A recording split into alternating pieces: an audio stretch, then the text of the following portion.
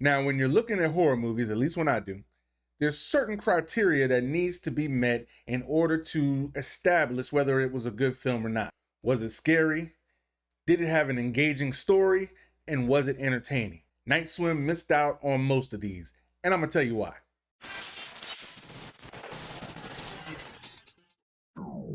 What up, y'all? Happy New Year. We are starting off the new year with the first standalone film release of the year. I'm very aroused. And it happened to be a horror movie, and we're not starting off the year that great. Boring. We already knew that. Not as far as movies. This was not a good start. I would just tell you like that. And you already know what I'm gonna say. Blumhouse produced Night Swim, the movie about the haunted swimming pool. Now, I did make a video about this explaining how this was probably gonna be one of the corniest movies of the year. And it pretty much held true to that. Now, it was better than I thought it was gonna be, so I'm not gonna lie about that. It definitely had its moments. And I like the cast. I like Wyatt Russell and what he did with his role, as well as the other supporting members. But it was still lame, bro. Does this have an engaging story? Okay, this whole movie is about Ray Waller, who is a great baseball player who had to retire due to a degenerative disease. He and his family, he tried to settle his family because they've constantly been moving because of him on baseball. And he's trying to find a home where he can settle in, work on his therapy, work on his recovery, and focus on getting the family together and becoming a family unit. Now, they end up in Minnesota due to finding a home with a pool. He decides that, hey, the pool can help with my recovery, etc., etc. His wife supports the idea. She wants a stable environment for the family. They move in here, and little do they know that the swimming pool is haunted. That's it. That's the story. The whole story is built around a haunted swimming pool. As I said before, that is a terrible premise, especially for a full-length movie. Now, this was based off the short film of the same name done by Brian McGuire, Rob Blackhurst, where, you know, it was the idea of the haunted swimming pool and it was a whole mystery involved, and they decided to make this into a full-length film. Now, I think if you make this into a full-length film, there are certain characteristics of the story that need to be sucked in, not just at the haunted swimming pool. That's lame by itself. And they tried to build around it and add a mystery element into it. And, you know, this was tied to a haunted wishing well and from waters that came deep and was connected over here, and this was built on the ancient grounds that was haunted, but they didn't really get into it. I mean, the explanation I just gave was the explanation the movie gave, and they never revisited it again. They could have built an entire thing and have this universe or world where, you know, the waters were haunted, etc., and then bring the pool into it. But they tried to build it all around the pool. It was just a lot that was missing that they could have added in, and that was a swing and a miss. Is it scary?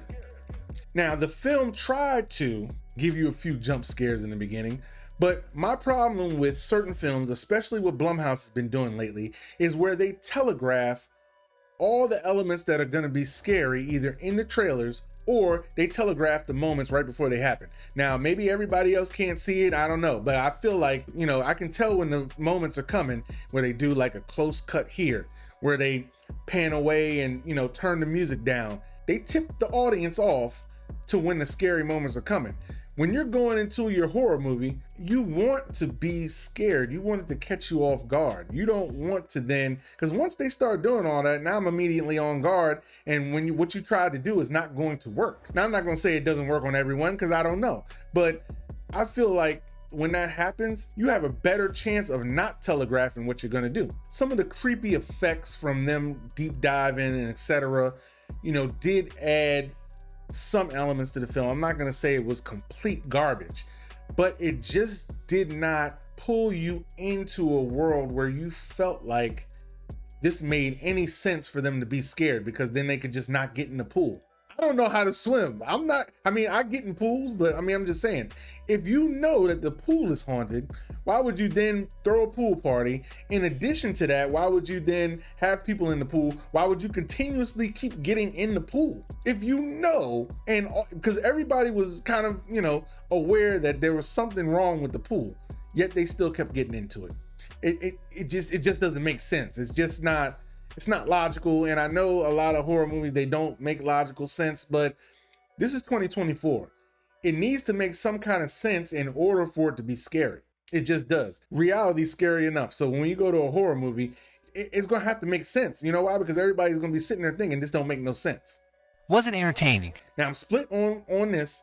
There were elements of it that were entertaining. There was kind of things where you can laugh. Even with bad horror movies, like I can still find ways to make it entertaining for me because I'll laugh at a character, I'll laugh at something stupid that someone does. And I know they try to infuse these horror elements into your movie, but if your whole movie really don't make sense, then making the characters do these goofy things, it honestly just takes away from the film. You know, once they got into a little bit of that lore of what happened, you know, that made me perk my ears up a little bit. You know, they tried to add this air of mystery to it, but they didn't explain it. Because now, me as an audience member, I have to literally write the entire story myself. I don't want to write the entire story. I can do part of it in my head, but give me something to help me establish so I know what I'm basing it off of, because I can just start pulling random things. Hey, look at this, and just start pulling anything and just make up my own story. It still needs to be something established, some criteria involved that makes this element cohesive, if you dig what I'm saying. I don't know what they were trying to prove with this, and you know, it just had a lot of elements that I'm like, oh, it just didn't need to be done. So for this to be the first standalone film of the year, this was it. You would think that to start the year off with this, that it's not going to be a good year for movies 2024, but that it would be incorrect, because this next weekend is coming. Oh yeah, this next weekend got some shit. Now the director came out and said that there were a few Easter eggs in this movie that were telegraphed early on to let you know whether there would be a sequel or not. But Easter eggs for what? Because they never really established the universe well, so what were we looking at Easter eggs to refer to for what? Because you couldn't even pull it from the short film, because the short film didn't give any information either. Now they did have a few things to pay attention to, like the time Miss Waller woke up and the toy boat in the beginning, things like that, but without something to reference it to, how is it an Easter egg? They really tried to dive into this movie, but they just belly flopped. I mean, I think people had more fun writing the puns than just watching the movie, to be honest with you. So I'm gonna give this movie a D+. If I didn't go see it for free, I definitely wouldn't have went to pay to see it. This movie was drowning in failure. Marco did not polo. It did not take a dive off the diving board. Whatever reference you want to give it, just know that this movie, even though it was a bad start to the year, that just means we can only go up from here. Please don't ever do that again. I would love to hear your thoughts on this movie. If you saw it, if you're gonna see it, what do you think about the haunted swimming pool?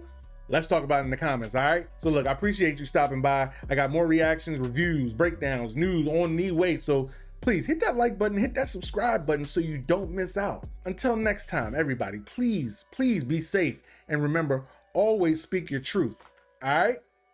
I'm out.